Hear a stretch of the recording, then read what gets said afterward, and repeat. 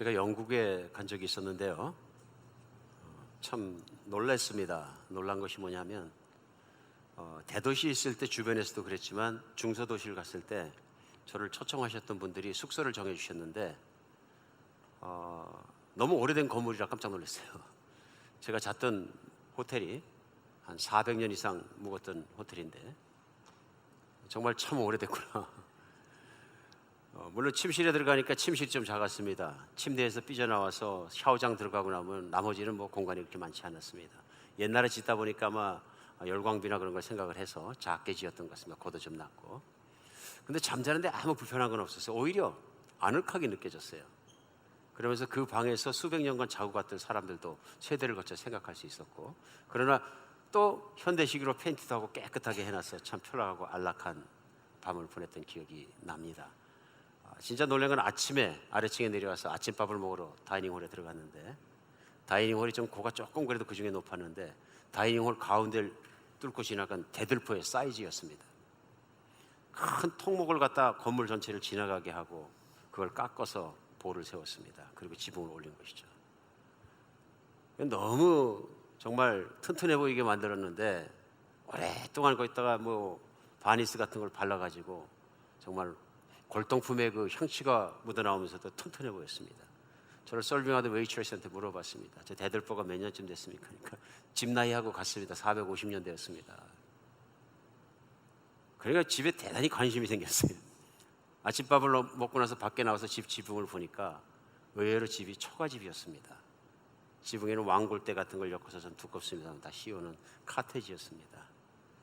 우리가 아는 것처럼 영국에서 카테지라는 것은 가난했던 사람들, 농부들이 짓고 살았던 집입니다. 오늘날 좀 큰 카테지를 개조해서 호텔을 쓰고 있었는데 그 호텔뿐만 아니라 영국 지방도시나 대도시 주변만 가더라도 많은 집들이 300년 이상 되었습니다. 그러니까 쉽게 생각하면 골동품 속에서 자고 나온 거죠. 골동품 속에서, 비싼 골동품 속에서 자고 나온 것입니다. 물건이 몇백 년이 묵어도 그 가치가 나가는데 영국 사람들이 참 자부심을 가질 만하다. 그런 뭐 초가집이 그 정도로 유지가 됐으니까 그분들이 매너라고 부르는 돌집은 이루 말할 수가 없습니다. 돌집은 수백 년 전에 지어질 때 부잣들이나 관공서나 큰 건물들이 지었던 돌로 만든 집들, 2층, 3층, 4층짜리 집들이거든요. 지금도 물론 호텔로 쓰이고 개인집으로 쓰이고 널리 쓰입니다. 그래서 제가 보기에는 그런 고풍이 있는 집이 새로 진 집보다 훨씬 비싼 것 같습니다. 어마어마한 고가에 이렇게 팔린다, 그 얘기를 들었습니다. 집의 가치죠. 요즘 새로 진 집에 그건 비교도 안 될 가치가 그 집은 가지고 있습니다. 그 집을 보다 보니까 느끼는 것 있습니다. 오래 가치 있게 잘 존재하기 위해서는 짓기도 잘 지어야 되고 관리도 잘해야 되겠다. 반대로 아틀란타에 와서는 느끼는 것 있습니다. 집값이 좀 비싸지 않은 다른 지역에 비해서 장점이 있습니다. 그 대신에 흔하게 30년밖에 안 된 집이 막 망가진 집들을 의외로 많이 보게 됩니다. 근데 30년밖에 안 됐으면 아틀란타에서는 오래된 집이네요 그러는데 보통 뉴욕이나 북부에 살던 분들이 오시면 새 집입니다. 30년 된 새 집. 개념이 다릅니다. 그렇죠? 북부 지역은 100년 넘은 집이 보통 있으니까. 근데 30년 만에 집이 어떻게 다 망가졌느냐? 근데 실제로 들여다보면 간단하게 시작하는 것 같습니다. 어떻게 시작하냐면 지붕에서 똑똑 떨어진 물을 새는 걸 냅두면 점점 커집니다. 떨어졌던 물이 고이게 되고 많은 면적이 곰팡이가 쓸게 되고 천장이 무너져 내리게 되고 또 손을 안 대면 바닥이 망가지고 기계들이 망가지고 집안이 사람이 살만한 집이 못 됩니다.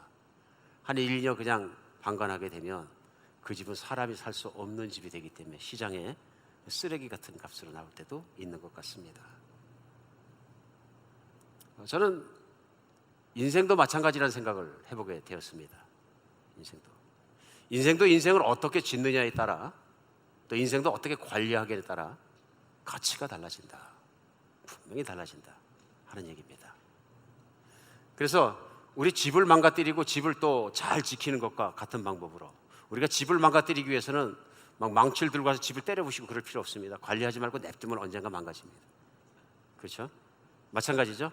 화단 망가뜨리는 거 화단에 들어가 발로 밟고 뽑아버리고 막 소리를 지르고 발로 차고 그러지 않아도 됩니다. 삽을 안 떠내도. 어떻게 하면 됩니까?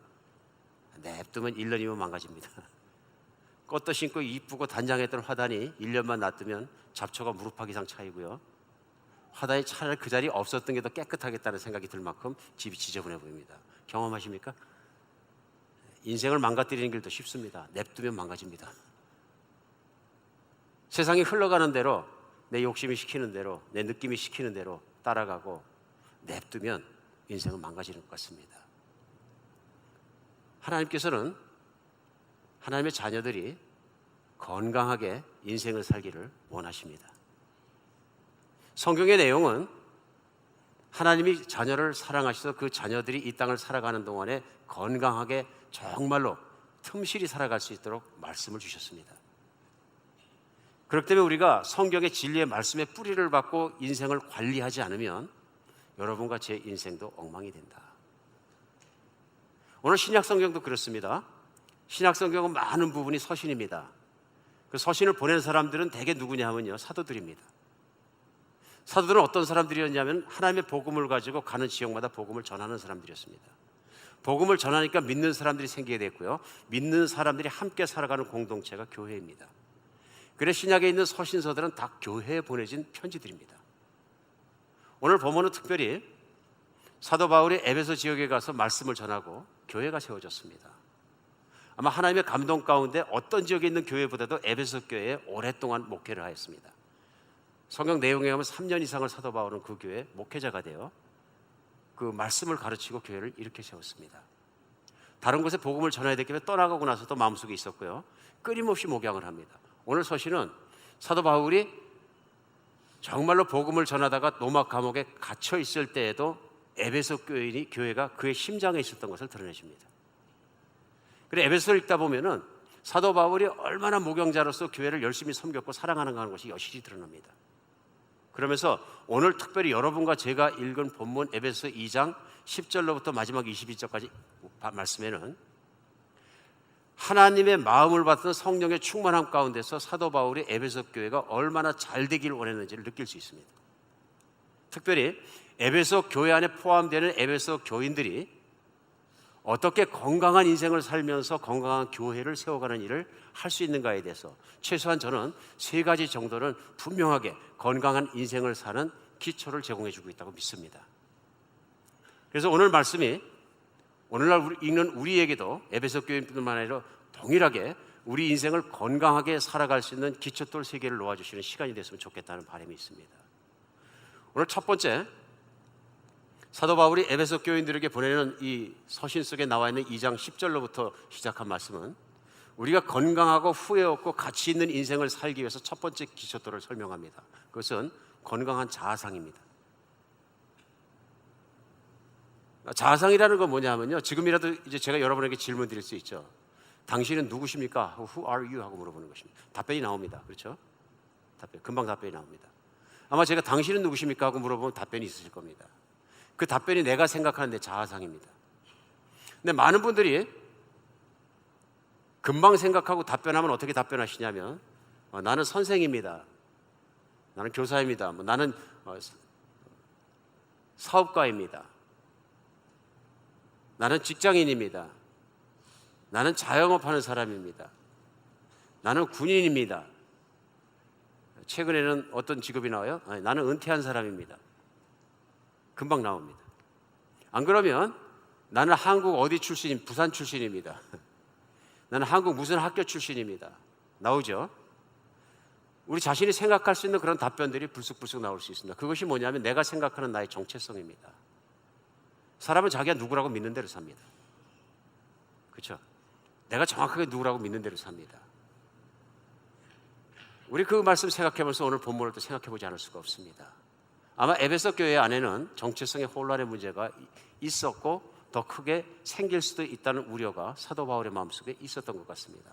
그 이유는 왜 그러냐면 에베소 교회 안에 들어와 있는 또 앞으로 들어올 유대인 교인들의 문제가 그것이라고 생각합니다.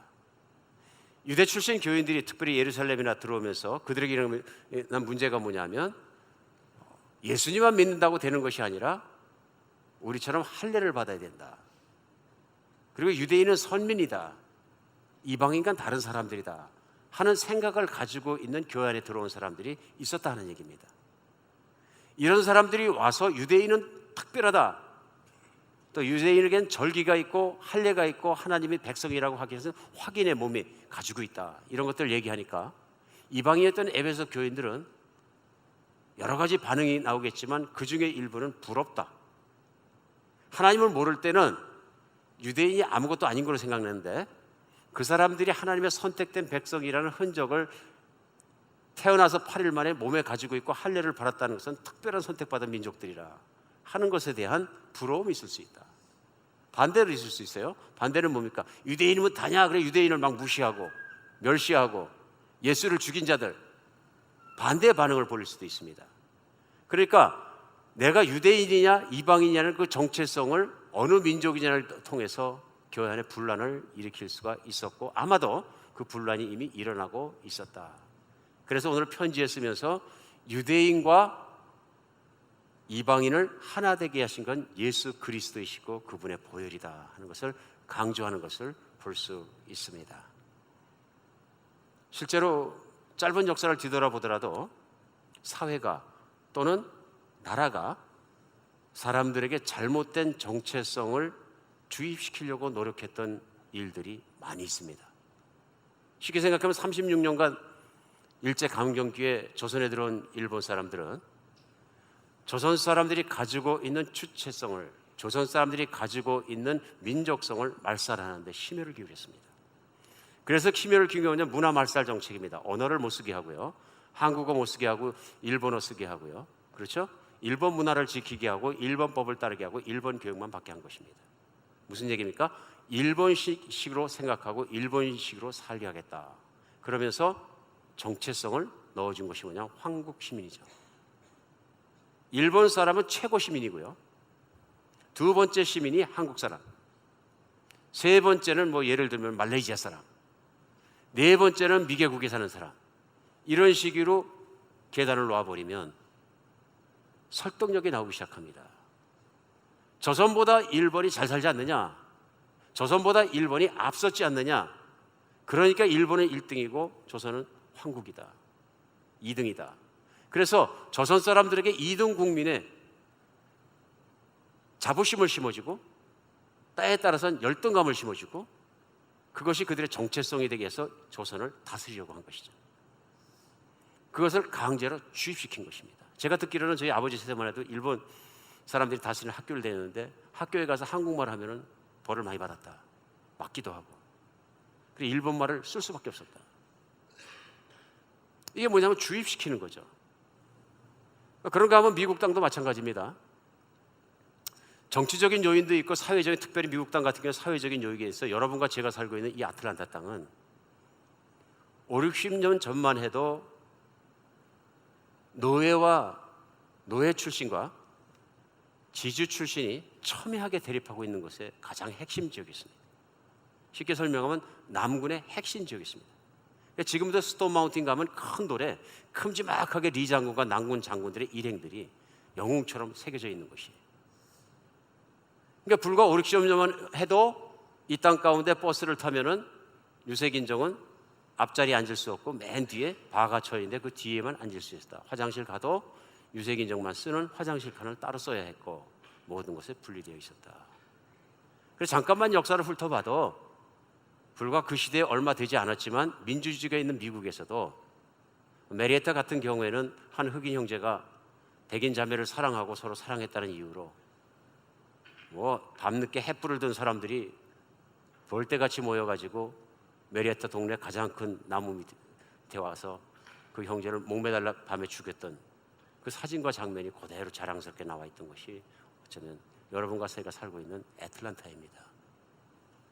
우리 지난주 월요일 날 마틴 루터 킹 주니어 목사님의 기념일을 지나갔습니다만 그때 그 모든 것을 인종차별을 항거하고 일어섰던 마틴 루터 킹 주니어 목사님의 꿈과 소원은 이 한 절에 그냥 집약되어 있습니다.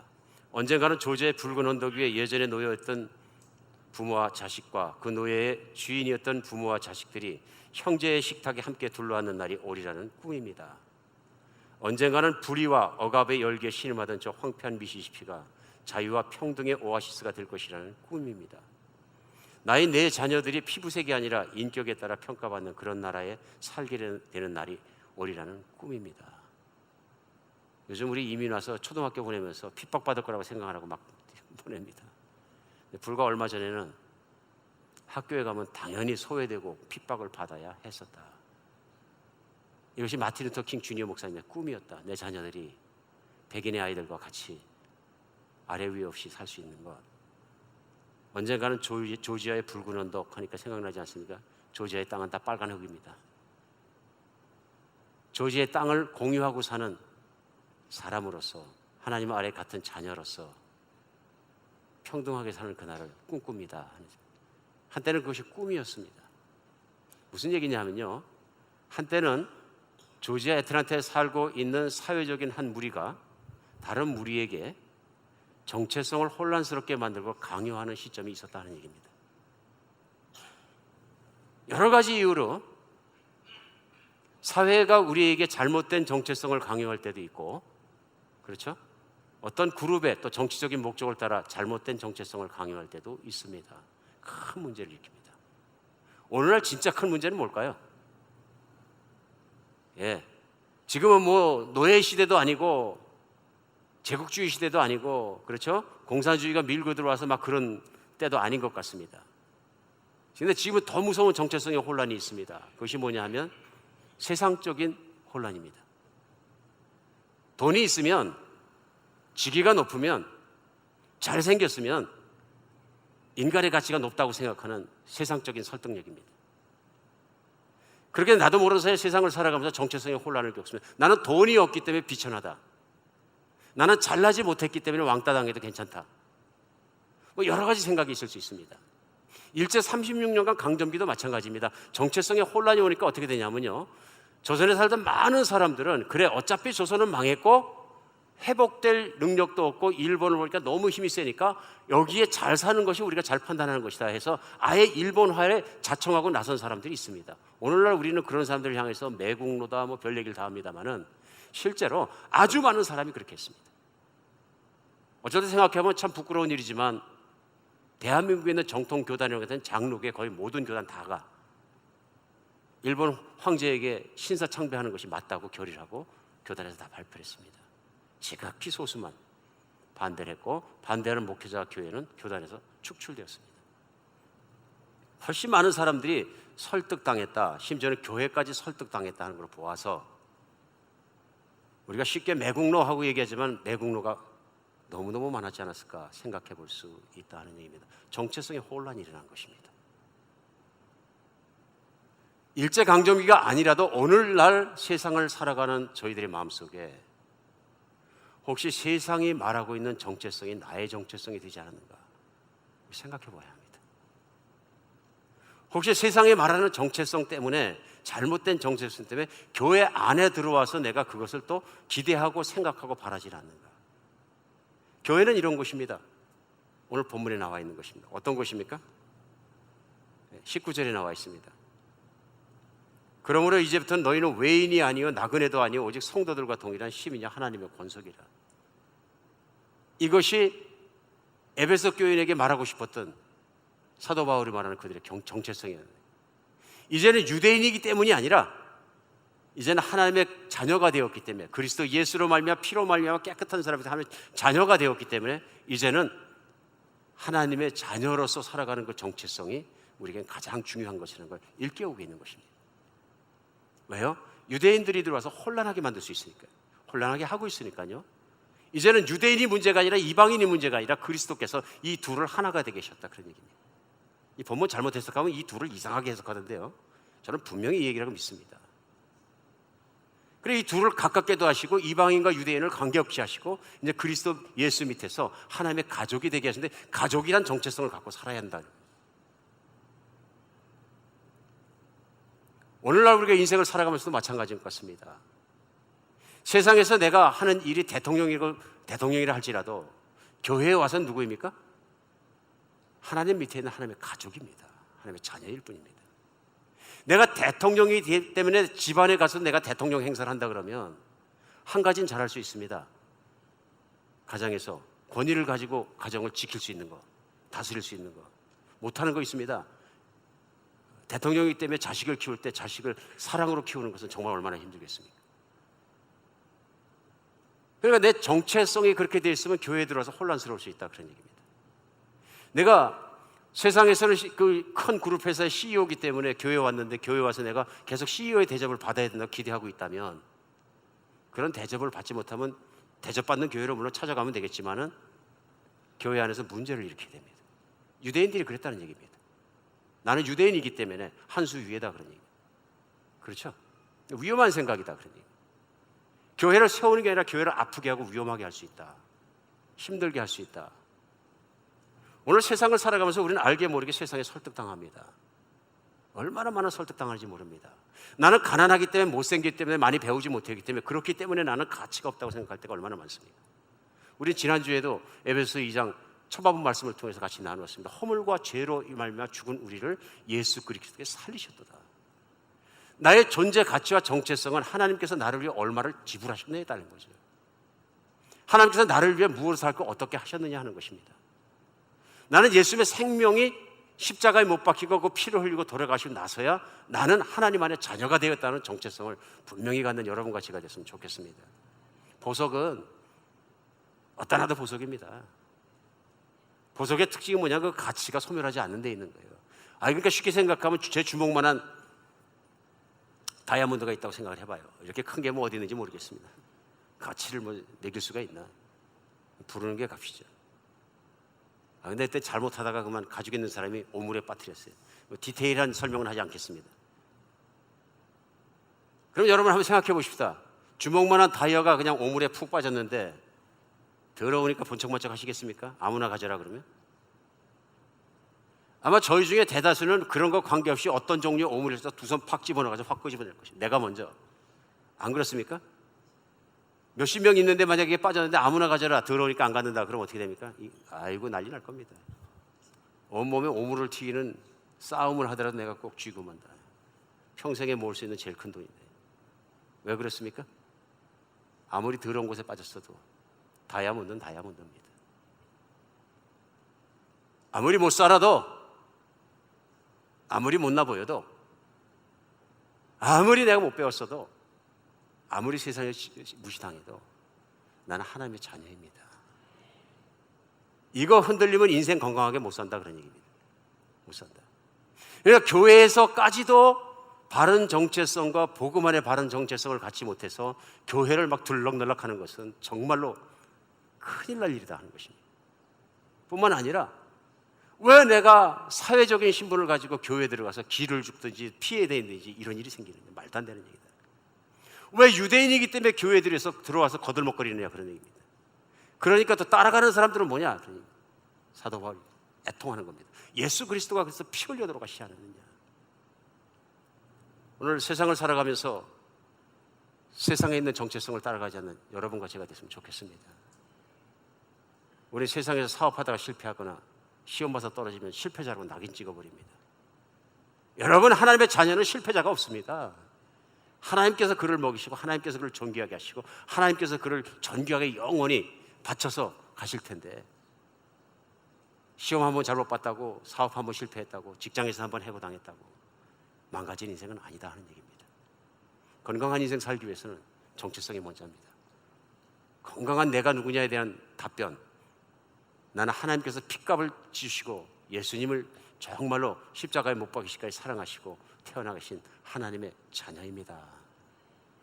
이 정체성이 머리로만 알아지는 것이 아니라 삶 중에 적용되는 여러분과 제가 됐으면 좋겠습니다. 아무도 흔들지 못하게, 세상에는 흔들려는 사람 천지입니다. 아무도 흔들지 못하게 살아갈 수 있으면 좋겠습니다. 두 번째 오늘 배울 수 있는 것은 무엇이냐면요, 본문 가운데 건강한 소속감이 있어야 인생을 건강하게 살 수 있다. 건강한 소속감. 사람은 내가 어디에 소속되어 있느냐 그거에 따라서 많이 삽니다. 정말 군대 가기 전에는 아무것도 몰랐던 사람들도 잘 훈련시키고 사관생도복을 입혀놓으면 사관생도답게 의젓하게 활동합니다. 맞습니까? 소속 때문에 그렇습니다. 사관학교라는 데 처음에 들어가면 명예위원이라는 데를, 외회라는 데를 소속시켜서 사관생도 명예신조를 외우게 합니다. 사관생도는 거짓말하지 않는다. 인간 만드는 겁니다. 사관생도는 비겁하지 않다. 사관생도는 명예를 추구한다. 막 이런 걸 계속 가르치는 겁니다. 사람을 만들어가는 것이죠. 오늘 지도자로. 지도자가 거짓말하면 아무것도 안 되잖아요. 그럼 만약에 그것들을 그러기로 맹약을 했는데 휴가를 나가서 술 먹고 다니고 거짓말하고 생도의 품위를 떨어뜨리고 모자를 확 벗고 다니고 이러면 다른 명예위원 생도가 지적을 하면 그 입증이 되면 퇴거시킵니다. 지키겠다는 거죠. 그 사람이 만약에 그런 학교에 소속 안 되어 있으면 아무 걱정 안 해도 될 것을 거기 소속되어 있기 때문에 나는 나를 채통을 지켜야 되는 것입니다. 또 그것을 그런 채통을 안 지키는 것을 세상에 있는 사람도 옳다고 그러지 않습니다. 자기가 거기 들었으면 거기 들어간 것답게 행동하는 것이 옳다 얘기합니다. 그렇죠? 오늘 그리스도에게 중요한 건 뭐냐면요, 내가 어디에 소속돼서 살아가냐, 건강한 소속감을 갖는 것이 너무 중요합니다. 오늘 보면 에베소 2장 20절부터 22절까지 나옵니다. 너희는 사도들과 선지자들의 터 위에 세우심을 입은 자라 그리스도 예수께서 친히 모퉁이돌이 되셨느니라. 그의 안에서 건물마다 서로 연결하여 주 안에서 성전이 되어가고 너희도 성령 안에서 하나님의 거하실 처소가 되게 하여 예수 안에서 함께 지어져 가느니라. 뭐라 그러십니까? 너희는 에베소 교인들을 얘기합니다. 물론 더 크게는 에베소 교회를 얘기하는 것입니다. 오늘 편지의 수신자, 최초의 수신자는 에베소 교회입니다. 특정한 지역 교회를 얘기합니다. 그럼 에베소 교회는 사도와 선지자들의 터 위에 세워졌다. 무슨 말입니까? 사도는 물론 예수 그리스도를 따라다니며 복음을 배웠던 사람들, 예수께서 사도로 세우신 사람들, 특별히 오늘 본문에서는 예루살렘에 있는 사도들도 말하지만은 이방인의 사도로 세우신 하나님께서 사도 바울의 복음 전파를 통해서 이 교회가 세워졌다 얘기합니다. 여기 뒤에 나오는 선지자는 아마 예전에 구약 성경에서 나오는 선지자를 말하는 것이 아닌 것은 분명합니다. 왜 분명하냐면 여기서 사도의 선지자들의 터 위에 세우심을 입은 자라 얘기하면서 예수 그리스도께서 친히 모퉁이돌이 된 것을 말씀하십니다. 반대로 아마도 사도 바울의 시대에도 여전히 활동하고 있었고 하나님의 말씀을 받아서 나누던 선지자들을 얘기합니다. 선지자들의 예언, 그 프로페시라는 것이, 그것이 무엇이냐면 하나님의 말씀의 진리를 받아서 그 말씀의 진리를 선포함으로 교회를 견고하게 세워가는 사람들이었다. 말씀의 사역자였다 하는 면에서 바라볼 때 우리는 결국은 사도 바울이 말하고 싶은 것은 하나님의 복음을 바로 아는 사도들에 의해서 복음이 선포돼서 교회가 시작되었고, 또한 하나님의 말씀을, 진리를 바로 선포하는 말씀 선포자들의 말씀 위에 세워졌다 하는 것을 말씀하고 있는 것이다 알 수 있습니다. 그래 특별히 예수 그리스도께서 친히 모퉁이돌이 되셨다 하는 말씀은 기초 소개되어 주셨다. 교회의 시작과 교회의 모든 것은 예수님이시라는 얘기입니다. 교회는 예수님 위에 세워진 거고 예수님 안에 살아가는 것이고 예수님 안에 붙어있는 것이라, 그것이 교회다, 그렇게 설명합니다. 그래서 21절부터는 바로 그 교회 안에서, 그 안에서, 예수 그리스도 안에서 건물마다 서로 연결하여 주 안에 성전이 되었고 너희도 성령 안에서 하나님이 거하실 처소가 되어 예수 안에서 함께 지어져 가느니라. 무슨 뜻입니까? 에베소 교회인 한 사람 한 사람은 그리스도 예수 안에서 한 집안에 지어져 가는데 에베소 교회가 하나님께 소속되어 있기 때문에 그렇다. 예수님께 소속되어 있기 때문에 그렇다. 그러므로 우리가 알아야 되는 건 내가 믿음으로 하나님의 자녀를 태어났을 뿐 아니라 나는 하나님의 공동체로 포함되어졌다 하는 것입니다. 소속되어졌다. 때에 따라 우리가 교회를 섬기고 살아가면서 세상 속에서 정체성의 혼란이 일어나는 것처럼 소속감의 혼란이 일어날 때가 있습니다. 왜 그러냐 하면은 소속감에 대해서 바로 인식해야 되는 것을 어떤 사람들이 잘못 얘기하는 지식들이 잘못 들어가서 그럴 경우도 많이 있는 것 같습니다. 무슨 얘기냐 하면요, 아틀란타는 교회가 많습니다. 한인교회도 꽤 많은 편입니다. 꽤 많다는 게 절대적 기준은 없습니다만 어떨 때 제 생각해 보면 한 1000개 정도 한인교회가 더 생겼으면 더 좋겠다는 생각이 들 때도 있습니다. 그러나 그건 기준이 문제인 거죠. 근데 물론 어떤 기준에서 봤더라도 한인들이 다닐 만큼 있다 이렇게 생각하는 것이 많다 이렇게 생각하는 것 같습니다. 그래서 교회가 많다 보니까 우리가 쉽게 생각하는 문제가 뭐냐, 어느 교회나 다니면 되는 것이지 뭐 소속될 필요가 뭐 있냐 이런 생각까지 갈 수도 있다. 그렇죠? 이제 그런 생각하다 보니까 몇 개월 교회 다니다가 조금이라도 마음에 안 들어서 이쪽 교회 가면 되고, 어쨌든 내가 다 하나님의 교회니까 하나님 교회 다니면 되는 거지 내가 왜 꼭 지역교회 하나에 소속돼야 되느냐. 심지어는 거기서 더 확장한 분들도 계십니다. 뭐 속상한 일이 계셨는지 그냥 성도 너덕가정 모여가지고 인터넷 넣고 예배드리고 4년이고 5년이고 10년이고 가는 분들도 계신 것 같습니다. 저는 사고 발상에 문제가 있다고 하나님 말씀을 앞에 놓고 분명히 그렇게 느껴집니다. 성경에서 하나님께서 지역교회를 말씀하실 때는 특정 지역교회를 말씀하십니다. 우주적 교회를 말씀하지 않습니다. 제가 오늘 말씀드렸는데 우주적 교회라는 건 뭐냐면 예수 그리스도 이후에 예수님을 믿고 공동체를 살았던 모든 사람들을 포함해서를 현재 교회와 과거의 교회와 보이는 교회와 보이지 않는 모든 교회를 포함해서를 예수 그리스도 안에 있는 교회이기 때문에 우리는 우주적 교회라고 표현합니다.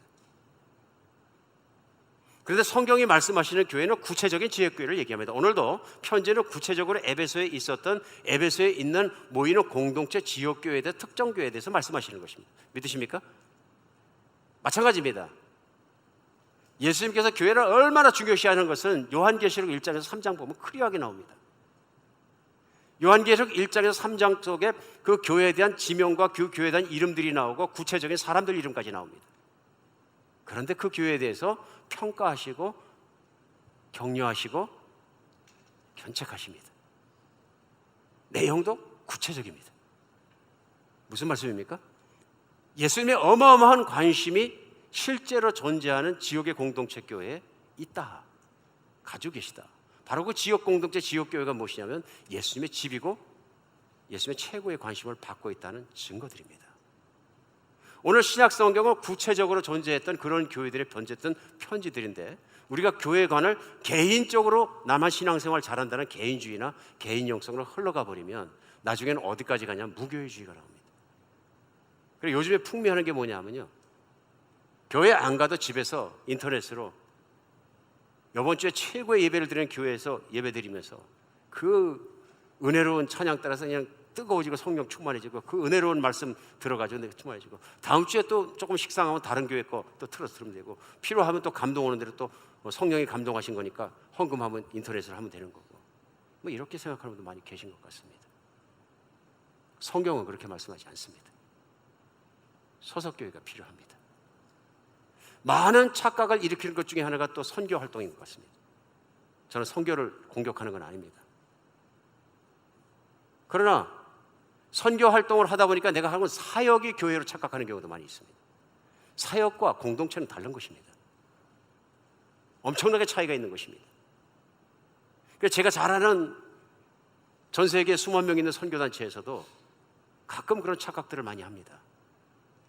일주일 내내 사역하기 때문에 지역교회는 가서 하루 그냥 예배만 참석하고 오면 끝나는 것이다 이렇게 생각하는 말이에요. 아니면 지역교회는 내가 가르치러 가는 곳이다 이렇게 생각하는 말이에요. 소속감은 없는 것입니다. 그런데 이렇게 소속감이 지역교회에서 빠져버린 사람들이 가르치면요, 이상한 교회관을 가르칩니다. 당연하죠. 자기 영성을 가르치고요, 공동체적 영성을 가르치지 않습니다. 여기 문제가 있습니다. 그래서 개인적으로 선교단체에 가서 말씀을 전할 기회가 있을 때마다 분명히 얘기합니다.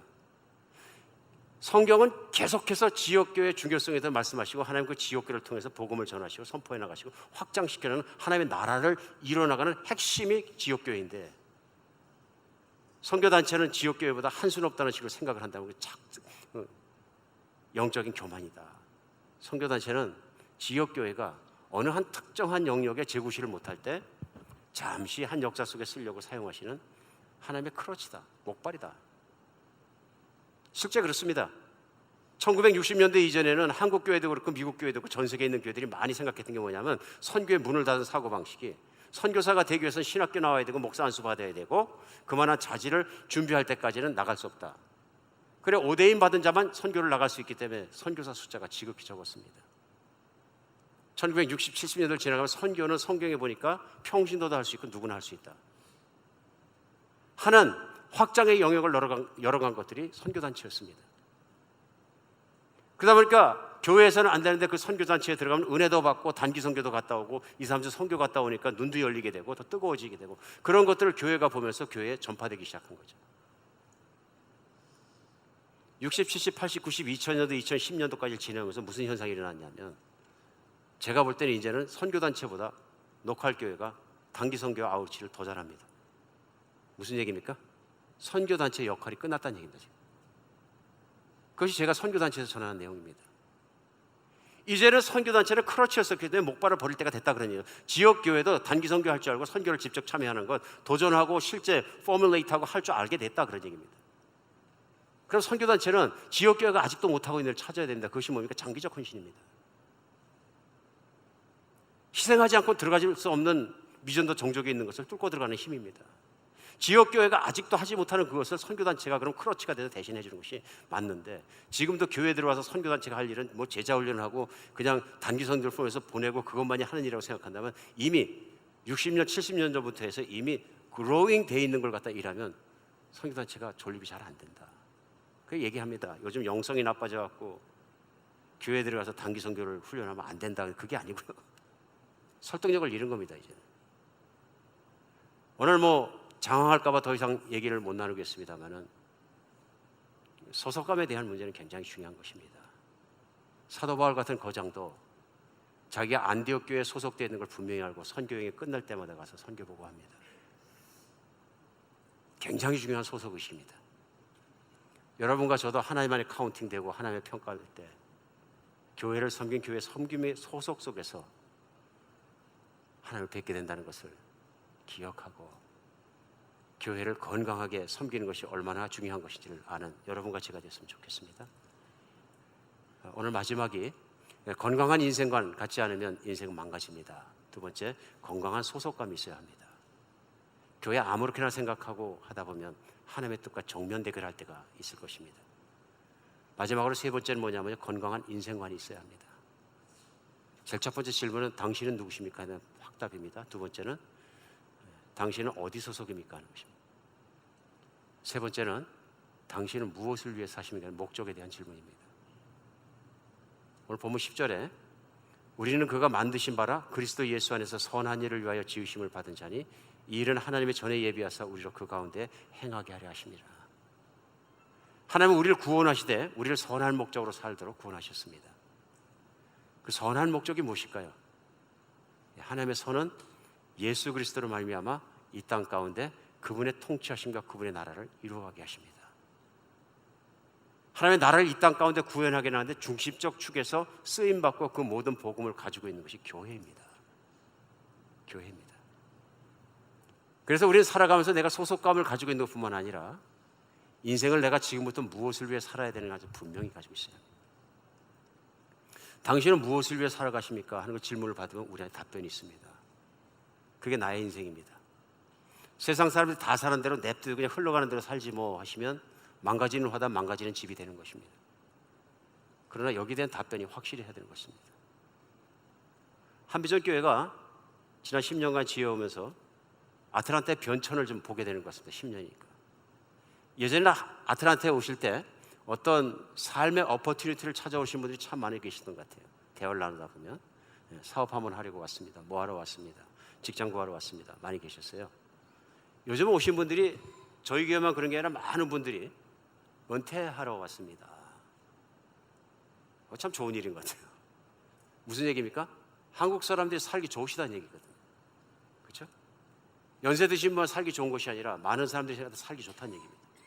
그리고 두 번째는 뭐냐면 은퇴할 만한 조건을 주는 것이 유리하다는 얘기입니다. 그럼 오신 거죠. 참 좋은 일입니다.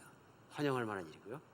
근데 문제는 뭐냐면 신앙이 이뤄서 은퇴했다는 것이 무슨 뜻이냐는 걸 확고하게 갖고 있지 않으면 어쩌면 하루하루 의미 없는 인생을 사실 수도 있습니다. 그리스도 안에 인생의 목적을 찾으시기 바랍니다. 어려운 데 찾지 말고 쉬운 데부터 시작했으면 좋겠습니다. 무슨 얘기냐면요, 내가 은퇴했는데 은퇴의 목적이 뭐냐면 이제부터는 그동안 고생했으니까 놀러 다니는 것이다. 여러분, 놀러 다니는 거 하루 이틀입니다. 내가 만약에 지금부터 30년 40년 놀러 다니다가 인생을 막이지 않으면 남는 것이 없습니다. 그럼 왜 남는 걸 생각하고 인생을 사느냐? 그냥 즐기면 되는 거지. 그건 세상을 따라가시는 겁니다. 쾌락주의입니다. 성경 전도서는 분명히 말씀하십니다. 내가 즐기고 싶은 걸 따라가면서 인생을 살면 헛되고 헛된 것을 내가 알게 될 것이다. 그거 나중에 알 필요 없어. 지금 알아도 됩니다.